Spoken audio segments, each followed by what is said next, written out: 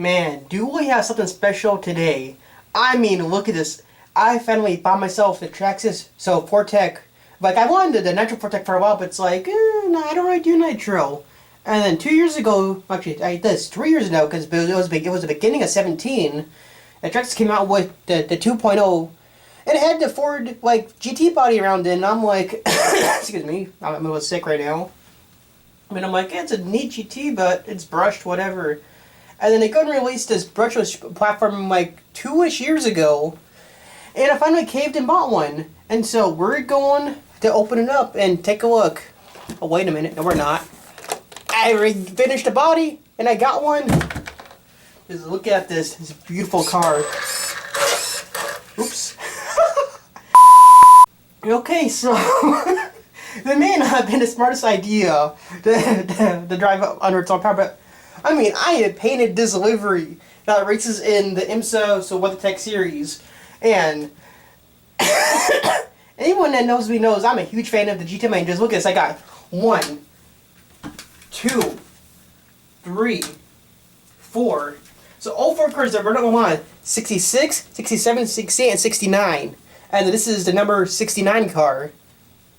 And then not only do I have the new GT, I got the Mark IV that won at Le Mans in 67. I got the Mark IV that won at 12-hour Sebring in 67.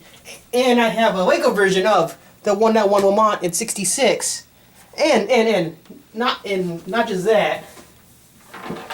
Here in this little box we have the podium set that won Le Mans in 66. Oh yeah, I love the GT.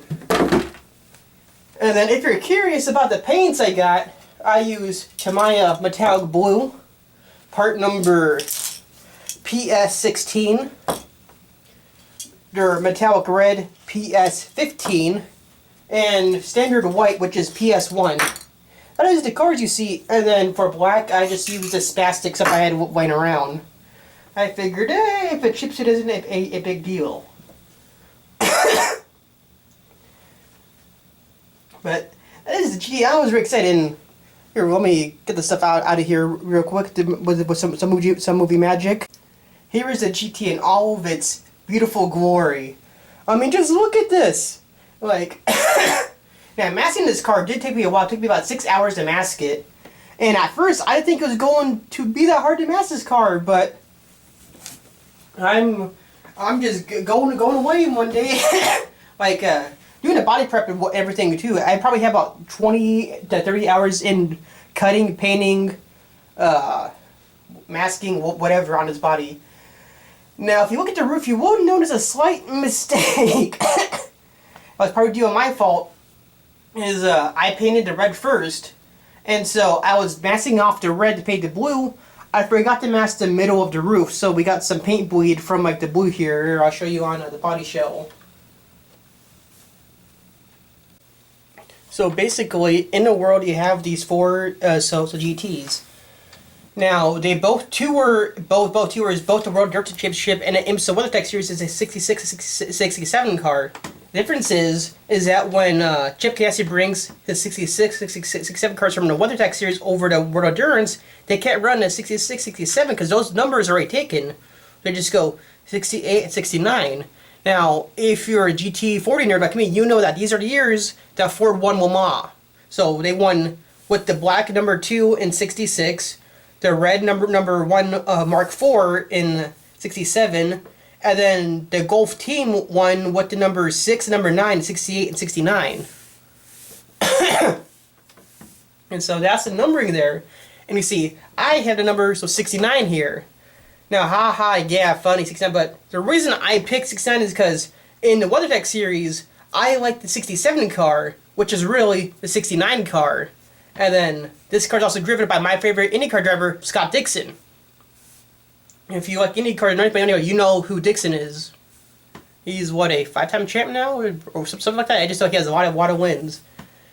And then on the GT, on my RC Ford GT here, you may notice some lights are illuminated. Oh yeah. So basically what I did is I got the Protoform, so Ford GT body, and then I bought and added the Traxxas, so LED lights now.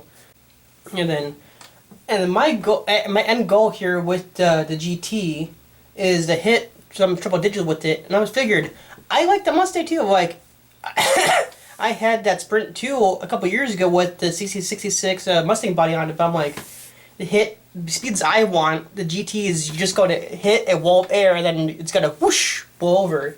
Now the GT here is very slick, and you can just see there, the air is going to hit this, you go whoosh. And then what's neat is the way the car is shaped here. You see the air is just gonna follow this path and hit the wing and push on the back. Hopefully, it's balanced enough with the spoiler that this car comes with. You can see the body wants to come off, so we're gonna take the body off the Fortec. Oh yeah.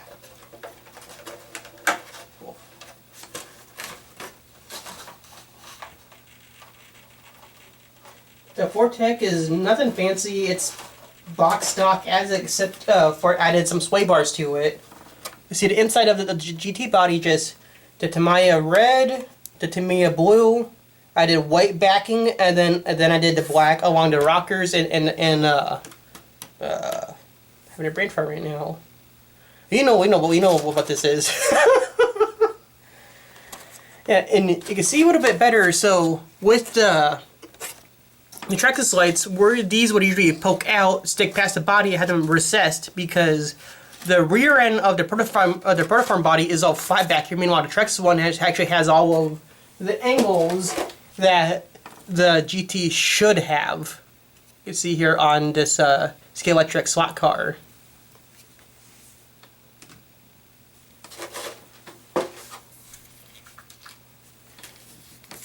And here is the Fortec. Oh, one thing neat is that while I got this out, I had my transmitter hooked up here, trying to get the what's it called?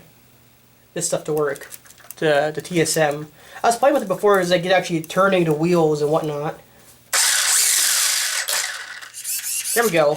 See, that is so cool. I can't wait to try this out. I'm not doing that. I've never experienced any gyro system before, so this to me is all new. Let me turn off the Fortec. We don't need to on anymore to power the lights.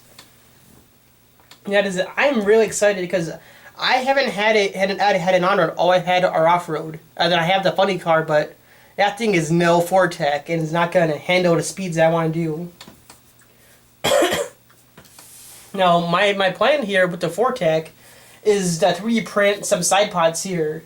That when the body is sitting on here, there's no air can get under, it'll all be flat. And then the other thing that I want to build is this little wimpy diffuser is not going to cut it.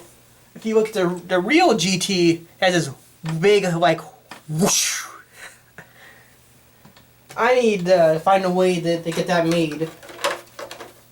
If you guys know of anyone that has 3D printed a diffuser for this or anything like that, please let me know in the comments.